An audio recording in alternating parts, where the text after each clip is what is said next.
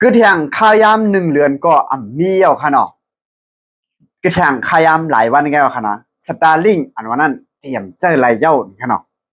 อันนั้นได้ก็เขาขามาไปด้วยนะครับเนาะอยู่ที่คอมมานีสเปคเอกเขาได้ก็เขาถ่ายงานแลป่องเรียงลัด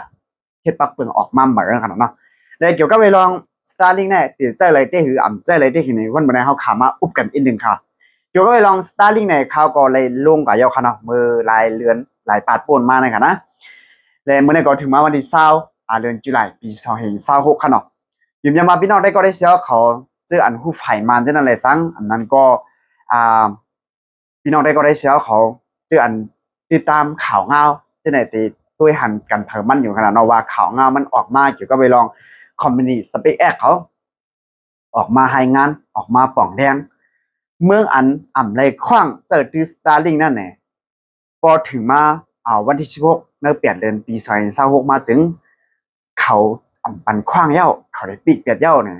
เมื่อไหร่ก็ถึงมาวันที่20เดือนตุลาคมค่ะเนาะแข่งหลายวันแล้วค่ะนะเพราะคำว่าด้วยในซ้ำเนี่ยเขาว่าค่ะเนาะอยู่ที่ในคอมมิวนิสต์สเปกเอกเขาว่าสังว่าเขาสิบเจ้าตื้อกับซึ่งเนี่ย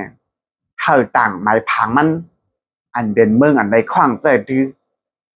มันจะหนังเมืองกุริยาเขาว่าเมืองจินตินาเขาว่าจะในค่ะเนาะเขาก็ยำรัดลงกว่าค่ะนะเมืองอันใดขว้างเจ้าตื้อมันอันเป็นสตาร์ลิงในเมืองมันซ้ำอันไปมีสูงตื้อดังสมาตุ้มเตอร์เพลาไม่ได้จริงไงแต่มาตุ้มเตอร์ก็ในเหตุการณ์ลุกขึ้นโดดตับสิกมันอะไรอยู่ในเถื่อนในคือเสี่ยมก้าแต่มาตุ้มเตอร์ก็ในเหตุการณ์ข่าวการเงาในเมืองผมตุ่มเขาขาดได้เดียวว่ะเพราะว่าสตาร์ลิงในปีกว่าได้เลยว่ามีลองหยับขาดหยับผิดกันแต่ได้เดียวว่าขนาดแล่เนี่ยพอขามาด้วยซ้ำเนี่ยย้อนสั่งน้ำเขาปีกเวลาย้อนเปิดจุ่มจ่าพันอันนั้นจุ่มหยอกแลนกินเงินหรือดังออนไลน์ในขนาดเนาะการก่อนป้นมาได้ก็ว่าสตาร์ลิงในซื้อมาแล้วก็มาเรียกรายดูเกชินมันกะเจอเป็นจังหนังปืนตีอันเมืองอันไรขว้างเจอตื้อนั่นเสียอะไรเนี่ย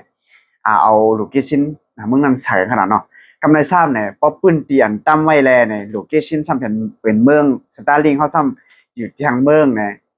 ในได้ก็อันอยู่ที่ในสตาร์ลิงที่ออโตเมติเสียอะไรเนี่ยขึ้นกับไฮงานดีคอมนี่เขากำเดียวเขาได้คู่ในขนาดเราว่ามันนำใจเต้สตาร์ลิงอันนั้นมันอยู่ในเมืองมาเนอะก็น่าโลเคชั่นอองปีมันซ้ำเขาซ้ำเสาไว้ในเมืองอันใดขว้างเนี่ยอันนั้นได้ก็กากอดพูดมากเขาที่ไหนใจไรนั่นขนาดเนาะกันไม่ได้ก็เขาทัดหู้เย่เนี่ยย้อนสั่งไรเขาซ้ำทัดคือแค่บรันหน้าล่ะเนี่ยย้อนไปจุ่มจ่าเพี้ยนแจ้งข่าวหลัดเหมือนกันในขนาดเนาะจุ่มจ่าเพี้ยนอันนั้นจึงอยากเรียนกินเงินเนอะอังออนไลน์นะซ้ำเนี่ยอยู่ที่คนเมืองอเมริกันเขาญาตั้งหยอกเรียนให้ตั้งนำตั้งหลายนั่นขนาดเนาะอันนี้ได้ก็จะเป็นขันชีสมมันค่ะกันเนาะเพราะขามาด้วยเนี่ยซึ่งหลานเนี่ยอยู่ที่คอมมานีเขาได้ก็หันว่าเนื้อเมืองอันในไรขว้างเจอดื้อเสียมก้าพอย่อมาเช็ดลองยีมาเป็นจุ่มจ่าเพี้ยนเสียอะไรมาหยอกมาหลอกเอาคนเงินในคนในเมืองเขาเล่เนี่ยอันหยาบผิดกินใจซ้ำเนี่ยอันเป็นจุ่มจ่าเพี้ยนอันนั้นจุ่มหยอกแรงกินเงินหรือตั้งอะไรนั่นได้ก็อันหยาบค่ะเนาะเขาก็การไล่ตีไล่เมืองการอยู่ต่างวันต่างเมืองแข่งไงการเรียนไล่